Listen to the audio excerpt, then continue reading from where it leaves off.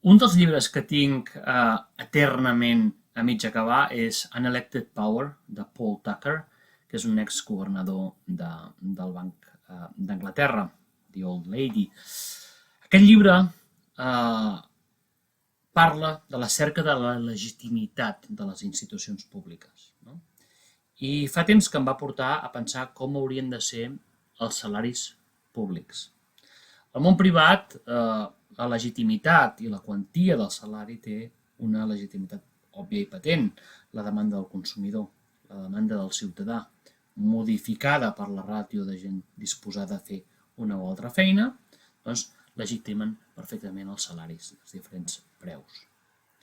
Què passa, doncs, al sector públic? Doncs que aquesta legitimitat no és la mateixa, ja que el govern no reflecteix realment o de la mateixa manera les demandes de la població.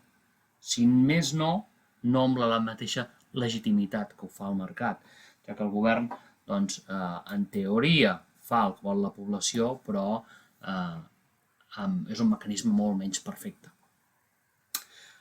Com haurien de ser els salaris públics?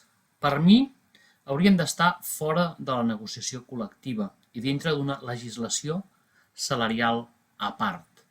La negociació col·lectiva és un mecanisme per la civilització i per l'ordre d'un conflicte entre actors privats. Els conflictes entre els empleats públics i el govern no compleixen aquesta condició. Treballar pel govern té avantatges i inconvenients. Per una part, permet una estabilitat que allibera l'individu de les vicissituds del cicle econòmic, i per l'altra, la paga hauria de ser menor, almenys en teoria, del sector privat.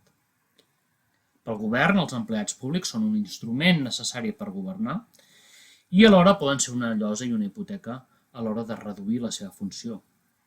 Tant legítim és democràticament voler expandir la funció del govern com voler reduir-la. Però aquesta segona opció es veu sabotejada pel fet que els empleats públics són funcionaris intocables. Com crec que hauria de ser el salari del sector públic? Personalment crec que hauria de ser no basat en una quantitat d'euros, o la moneda que toqui el moment, sinó que hauria de ser basada en un percentatge del salari mitjà privat i seguir la seva evolució. O sigui, un escombriaire, un 0,75, un policia, un 1,15, un metge, un 1,40, un jutge, un 2,50, etc. No tinc ni idea si aquests percentatges tenen sentit ara mateix, però s'entén la idea. Llavors, cada any, l'Institut d'Estadística calcula el salari mitjà privat durant l'any passat i s'ajusten automàticament als salaris dels sous públics utilitzant aquests percentatges ja establerts. De manera que quan el cicle econòmic tira, els salaris públics pugen fort i quan ve la crisi el govern rep un alleujament pressupostari via rebaixa de salaris públics de manera automàtica, fora de negociació. I com hauria de ser la pujada o baixada dels salaris públics? En general, aquests percentatges haurien de procurar ser força estables, però és obvi que les necessitats del client, com tot, poden canviar. Com hauria de pujar o baixar el percentatge de sou d'un salari públic vers el sou mitjà en el sector privat? En la meva opinió, tota la funció pública hauria de funcionar via borsa de treball, tal i com funcionen els professors.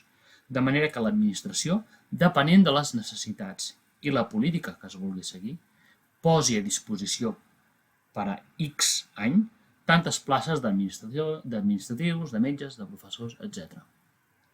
Llavors, fora de les mans dels polítics, si no es cobreixen les places, el Departament de Recursos Humans apujaria el percentatge del sou limitat, però aniria pujant percentatges fins que es cobrissin les places.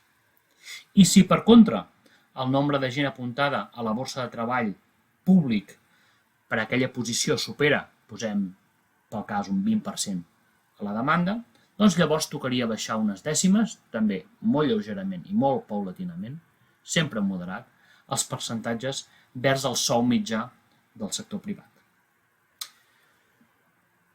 De cop i volta s'han hagut de pujar els salaris dels metges per emergència degut a la diferència enorme que hi havia entre oferta i demanda que feia que no es cobrissin les places de metges.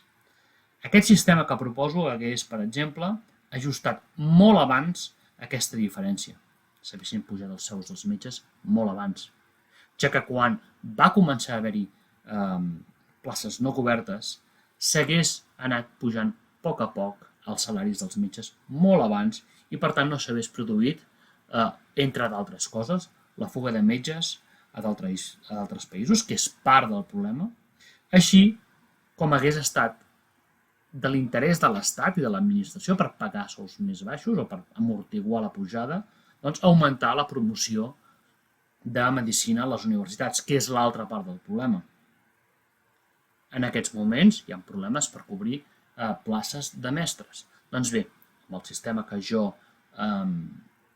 proposo, pel sol fet de que hi haguessin buits per cobrir places de mestres, ja s'estaria automàticament apujant el sou d'aquests sense que depengués d'una decisió política.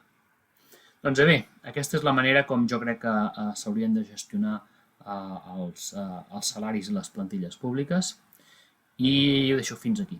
Fins la propera.